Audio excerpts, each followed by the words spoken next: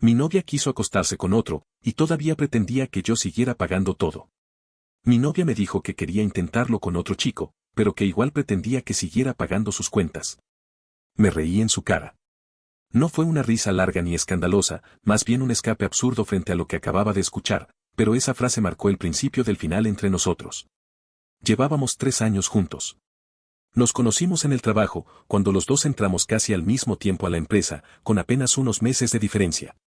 Al principio fue el típico romance de oficina, miradas en los pasillos, almuerzos compartidos, mensajes fuera del horario laboral. Con el tiempo, lo nuestro se volvió serio. Mónica decidió renunciar para enfocarse en un emprendimiento propio que nunca terminó de levantar. Desde entonces, yo me hice cargo de casi todo. Renta, servicios, mercado, salidas. No lo vivía como una obligación pesada, sino como una etapa. Pensaba que eso era parte de construir una vida juntos, que en algún momento las cosas se equilibrarían. Durante los primeros 2 años todo se sentía relativamente normal. Discutíamos como cualquier pareja, pero siempre encontrábamos la forma de sentarnos y hablar. Hace unos 4 meses empecé a notar que algo en ella cambiaba. No fue un giro brusco de un día para otro, sino una suma de detalles que, en su momento, decidí dejar pasar. Mónica empezó a estar más ausente, incluso estando al lado mío. Pasaba mucho tiempo con el teléfono en la mano, sonriendo mientras escribía, y cuando yo me acercaba, bloqueaba la pantalla de inmediato. Al inicio me dije que no tenía por qué desconfiar. Siempre he pensado que la confianza es algo que uno decide mantener hasta que haya pruebas claras de lo contrario. Ella empezó también a repetir que se sentía confundida. Usaba esa palabra seguido, pero nunca la explicaba. Yo le preguntaba si esa confusión tenía que ver conmigo, con nosotros, con su proyecto que no avanzaba, o con algo más que no estuviera viendo. Siempre respondía lo mismo, que no sabía cómo expresarlo, que era algo interno, que necesitaba tiempo para entender qué le pasaba. Traté de ser paciente. Le propuse salir más, cambiar de ambiente, hacer cosas distintas. Incluso le sugerí que buscara ayuda profesional si sentía que había algo que no podía ordenar sola. Ella descartaba esa idea diciendo que no era para tanto, que ya se le iba a pasar. Hubo noches en las que se iba a la cama temprano sin ganas de hablar. Otras en las que se mostraba exageradamente cariñosa, atenta hasta el detalle. Esa alternancia me desconcertaba más que el propio distanciamiento. No sabía si eso significaba que estábamos mejorando o si solo estaba compensando algo que yo todavía no conocía. Una tarde, mientras cenábamos, decidí preguntarle de frente si había alguien más.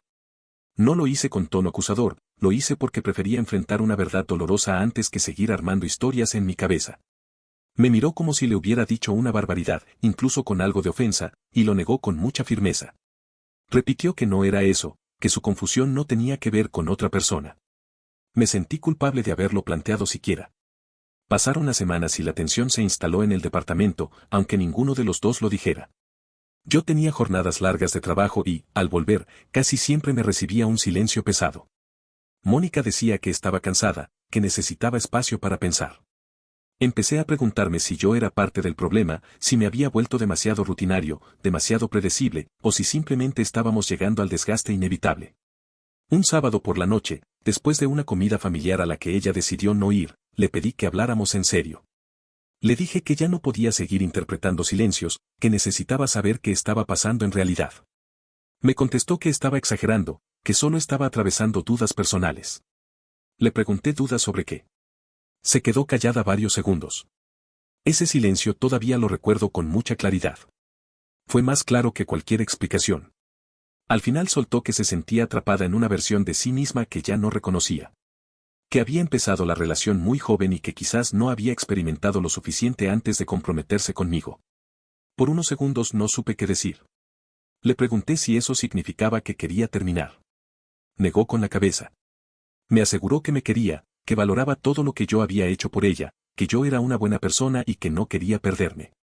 Esa mezcla de te quiero con no sé si quiero esto fue la primera gran señal de alarma. ¿Cómo se puede decir que se quiere a alguien y al mismo tiempo colocar la relación en un limbo sin tomar una decisión clara? Traté de mantener la calma.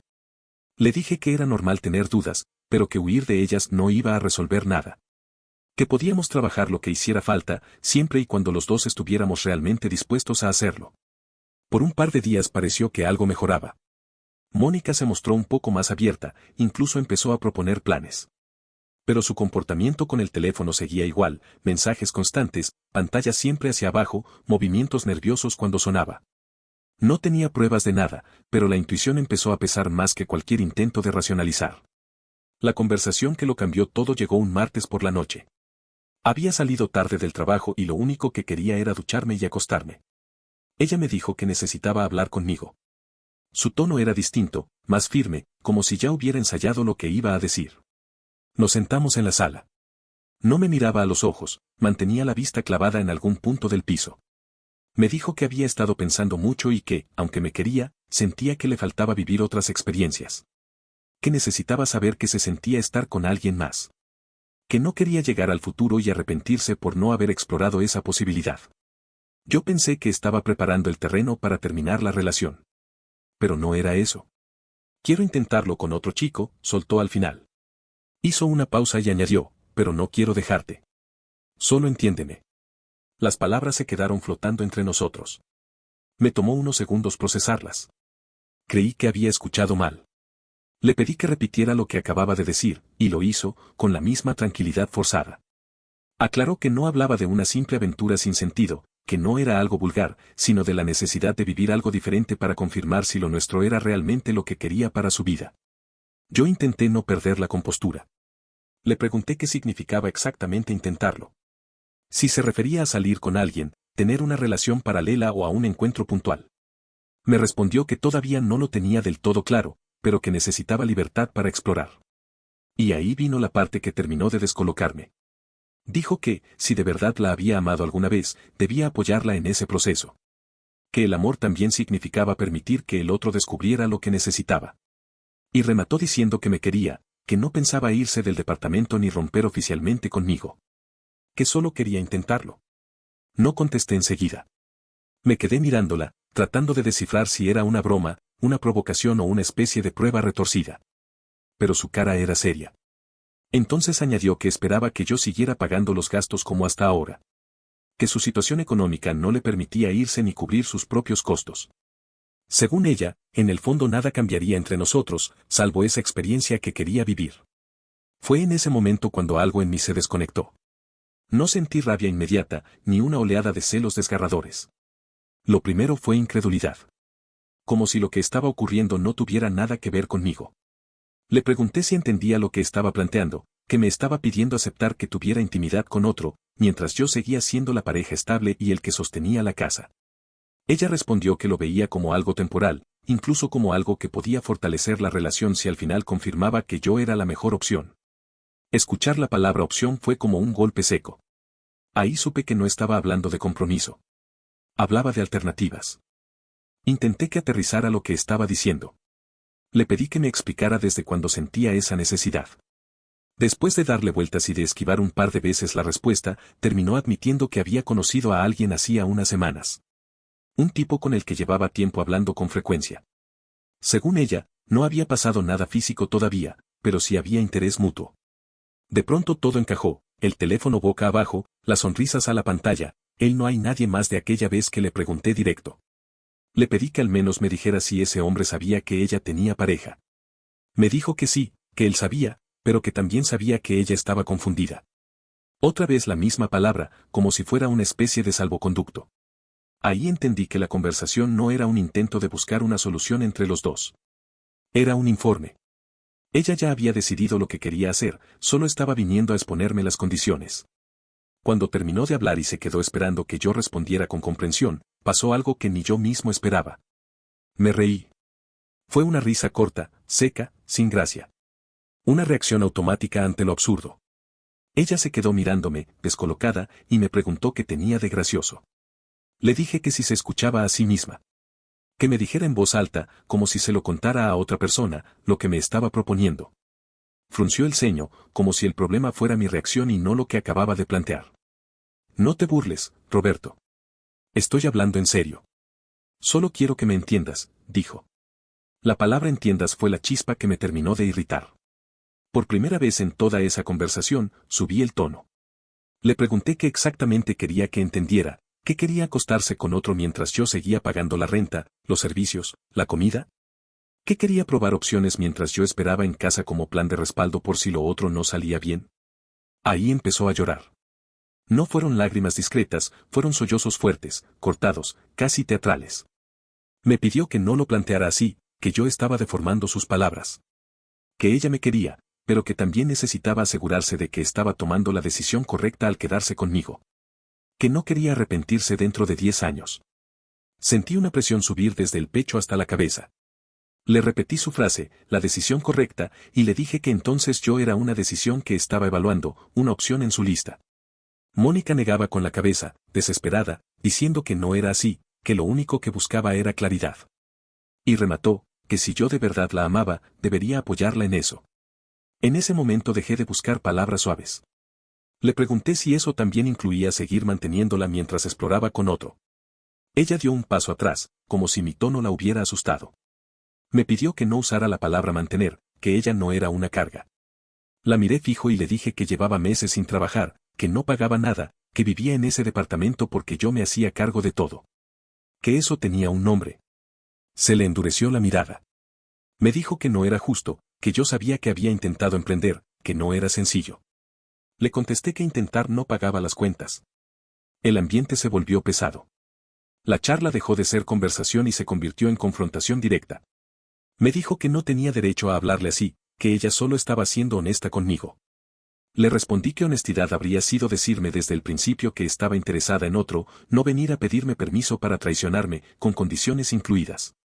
Se cubrió la cara con las manos, llorando más fuerte. Dijo que no era traición si lo estábamos hablando. Eso terminó de colmar mi paciencia. Claro que era traición, le dije. Solo que ella quería que yo la firmara, para no sentirse culpable después. Su llanto subió de intensidad. Me pidió que no la llamara traidora, que todavía no había hecho nada. Y ahí solté lo que llevaba rato mordiéndome la lengua. Le dije que lo que estaba haciendo era de una interesada de mierda. El silencio que siguió fue helado. Hasta su llanto se detuvo por un instante. Me miró temblando y me preguntó cómo me atrevía. Le contesté que me atrevía porque eso era lo que parecía, quería experimentar con otro sin perder la seguridad que yo le ofrecía, y eso no era confusión, era conveniencia. Gritó que no era una interesada, que me quería. Yo solo pude responder que si me quería era mientras yo le servía, mientras yo pagaba, mientras yo sostenía todo, pero no lo suficiente como para respetarme. Empezó a caminar de un lado a otro por la sala, alterada, diciendo que estaba exagerando. Que ella solo quería intentarlo, que podríamos haberlo manejado con madurez. Le dije que la madurez no consistía en convertir a tu pareja en patrocinador de tus aventuras. La discusión se fue calentando. Los dos hablábamos a la vez. Ya no había turnos. En algún momento me llamó cruel. Dijo que siempre sacaba el tema del dinero cuando discutíamos. Yo le contesté que, justo ahora, el dinero era central, porque lo que estaba pidiendo era que financiara su libertad para estar con otro. Lanzó un cojín contra el sofá, furiosa, y me pidió que no fuera vulgar. Le respondí que vulgar era la propuesta. Se acercó a mí, me señaló con el dedo y repitió que ella no era ninguna zorra. Le dije que entonces se comportara como alguien que respetaba su relación. Tenía los ojos rojos, la respiración agitada. Dijo que se había expresado mal, que no lo había pensado bien, que estaba confundida. Yo le recordé que lo había pensado lo suficiente como para venir con un plan armado, incluyendo que yo siguiera pagando todo. Intentó bajar el tono. Me dijo que podíamos olvidarlo, que no necesitaba intentar nada con nadie, que se quedaba conmigo, que lo retiraba. La miré sin entender.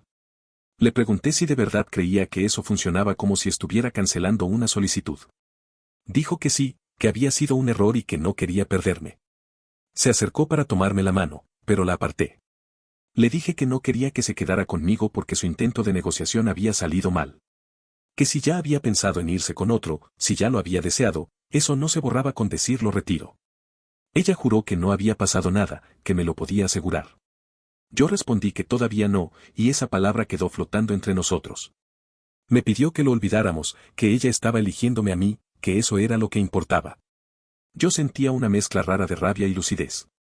Le dije que no funcionaba así, que no puedes abrir una puerta de ese tamaño y luego esperar que la otra persona haga como si nunca hubiera visto lo que había detrás.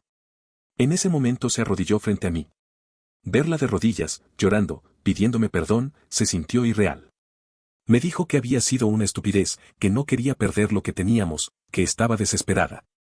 Yo me mantuve de pie, con las manos cerradas, repitiéndole que lo único que yo le había pedido siempre era respeto, y que lo que me estaba pidiendo era que aceptara ser su segunda opción. Ella insistió en que yo no era una segunda opción. Le pregunté entonces por qué necesitaba probar con otro. No supo responder. Le pedí su nombre. Al principio dijo que no importaba. Le repetí que sí importaba. Al final lo dijo. Un nombre cualquiera, que para mí no significaba nada, pero que en ese instante se volvió la grieta definitiva. Ahí fue cuando le dije que aceptaba su solicitud. Que fuera y lo intentara con quien quisiera, pero que desde ese momento yo no iba a pagar nada más. Que no pensaba seguir sosteniéndola mientras decidía si yo era suficiente. Me miró asustada y me preguntó qué significaba eso exactamente. Le respondí que significaba que se iba. Ese mismo día. Cuando le dije que se iba hoy, me miró como si no hubiera entendido bien. Repitió que no podía echarla así, que llevaba 3 años viviendo conmigo, que eso le daba ciertos derechos. Le recordé que el contrato estaba a mi nombre, que las cuentas estaban a mi nombre, que todo lo que sostenía esa vida lo pagaba yo. Su llanto pasó de dramático a desesperado. Me preguntó a dónde se suponía que tenía que ir. Le respondí que eso era algo que debió pensar antes de venir a plantearme su experimento. Se me lanzó encima a golpes, pegándome en el pecho con los puños cerrados, insultándome. La sujeté de las muñecas para que se calmara y le dije que yo no la había obligado a buscar a otro, que esa decisión era completamente suya. Siguió repitiendo que había sido un error, que se quedaba conmigo, que me elegía a mí. Le dije que no quería que me eligiera por descarte, que no me interesaba ser el premio de consuelo de nadie. En algún punto, entre gritos y sollozos, empezó a recoger sus cosas. Cada prenda que metía en la maleta venía acompañada de reproches, que estaba exagerando, que no podía terminar así 3 años, que todas las parejas pasan por crisis. Le respondí que sí, que las crisis existen, pero que las crisis no incluyen pedirle a tu pareja que financie tu traición. Antes de salir, hizo un último intento.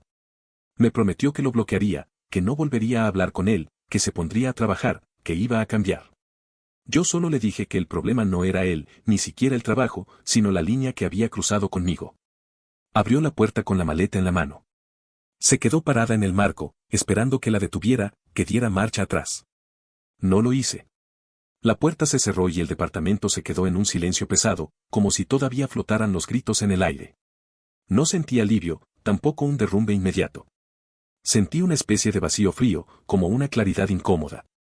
Esa noche no dormí, pero tampoco la llamé. Pensé que lo peor ya había pasado. Me equivoqué. Al día siguiente, cerca del mediodía, sonó el timbre. No esperaba a nadie.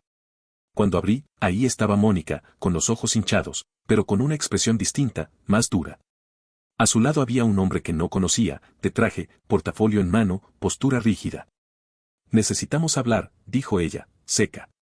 Le contesté que no había nada que hablar e intenté cerrar la puerta. El hombre adelantó el pie y la detuvo. Se presentó como abogado, mostrando una credencial tan rápido que apenas pude verla. Dijo que venía en representación de Mónica. La escena ya era absurda, pero esta vez no me reí. Le pregunté de qué representación hablaba. Mónica cruzó los brazos y me dijo que no podía echarla así como así, que había vivido 3 años conmigo, que tenía derechos. El supuesto abogado asintió y añadió que existía una relación de convivencia prolongada y que ella podía exigir una compensación económica por daños y perjuicios, además de que había contribuido al hogar. Pregunté con calma, ¿daños por qué? Respondió que por desalojo improcedente y afectación emocional. Después dijo que, para evitar un proceso legal largo y costoso, Mónica estaba dispuesta a resolver todo de manera amistosa a cambio de una indemnización de $5,000, pagaderos ese mismo día. Lo dijo como si me estuviera haciendo un favor. Repetí la cifra para asegurarme de haber escuchado bien. Confirmó, insistiendo en que era lo más conveniente para mí. Mónica me miraba con una mezcla de reto y expectativa, como si pensara que la amenaza me haría ceder. Le respondí que no iba a pagar nada. El tipo cambió el tono y dijo que me convenía reconsiderar, que podían iniciar acciones legales más costosas. Le dije que adelante, que las iniciara cuando quisiera. Se acercó un poco más y afirmó que no me lo estaba pidiendo, me lo estaba recomendando. Ahí algo ya no me cuadró. Un abogado real no se planta en la puerta de tu casa presionando por un pago inmediato en efectivo. Le pedí que me mostrara su identificación con calma, que la dejara en mi mano para revisarla bien. La sacó de nuevo, pero cuando intenté tomarla, la retiró y dijo que no tenía por qué dejar que la manipulara. Le respondí que si estaba amenazándome con acciones legales, tenía derecho a saber quién era en realidad. Se puso tenso y repitió que no estaban ahí para perder el tiempo. Mónica intervino, diciéndome que solo pagara y que termináramos con eso, que era lo mejor para los dos. Eso terminó de confirmarme que no había ningún proceso real detrás, solo presión directa para sacarme dinero. En ese punto dejé de discutir. Saqué el teléfono y marqué a la policía. Lo hice despacio, mirándolos a los ojos. Dije en voz alta que estaba llamando porque había un hombre en mi puerta haciéndose pasar por abogado y exigiéndome dinero. El tipo se puso pálido por un segundo, aunque intentó mantener la compostura. Trató de convencerme de que no era necesario, que podíamos arreglarlo hablando, pero la llamada ya estaba hecha. Cuando llegaron los agentes, la historia se desmoronó rápido. Les expliqué lo sucedido y les pedí que verificaran la identidad del supuesto abogado. Esta vez, él sí entregó su credencial. En pocos minutos confirmaron que no figuraba como abogado en ningún registro, que no estaba colegiado, que no aparecía en ninguna base de datos profesional. Al final terminó admitiendo que no era abogado, que era amigo de Mónica y que trabajaba en un call center. Uno de los oficiales mencionó la palabra suplantación. Mónica, nerviosa, intentó justificarlo diciendo que solo querían asustarme un poco para que reaccionara. El agente le preguntó si les parecía normal querer asustar a alguien para que pagara $5,000. El hombre fue detenido en el lugar. A ella no se la llevaron esposada, pero sí la condujeron a declarar. Días después supe que su amigo pasó un par de semanas detenido por suplantación de identidad y tentativa de extorsión, hasta que sus padres pagaron una fianza y contrataron, esta vez sí, a un abogado de verdad. Yo, por mi parte, decidí presentar una denuncia formal contra Mónica por intento de extorsión. No lo hice esperando dinero, lo hice porque necesitaba dejar constancia de todo lo que había pasado. El proceso no llegó tan lejos como yo hubiera querido. No hubo transferencias, ni audios técnicos donde se oyera la amenaza completa, y legalmente era complicado probar la intención. La demanda no avanzó mucho, pero fue suficiente para algo más importante. Mónica entendió que ya no tenía espacio para seguir presionando ni manipulando la situación. Después de esa audiencia preliminar, no volvió a buscarme. Con el tiempo me enteré por terceros de que se había mudado a otra ciudad. Nunca supe si al final intentó algo con el tipo por el que empezó todo. Para ser sincero, dejó de importarme. Lo que arrancó como una frase absurda terminó mostrándome algo claro, no estaba dispuesto a negociar mi dignidad. La risa de aquella noche fue la primera grieta, la puerta cerrándose fue la ruptura. Y verla al día siguiente con un falso abogado en la puerta fue la confirmación definitiva de que la persona que yo creía conocer ya no estaba ahí. No cuento esto para buscar aprobación ni para presentarme como víctima perfecta. Sé que perdí el control, que dije cosas hirientes. Pero también sé que aceptar lo que ella proponía habría sido algo peor, acostumbrarme a la idea de que el respeto se puede poner sobre la mesa como si fuera una moneda de cambio. Esa fue la última vez que la vi.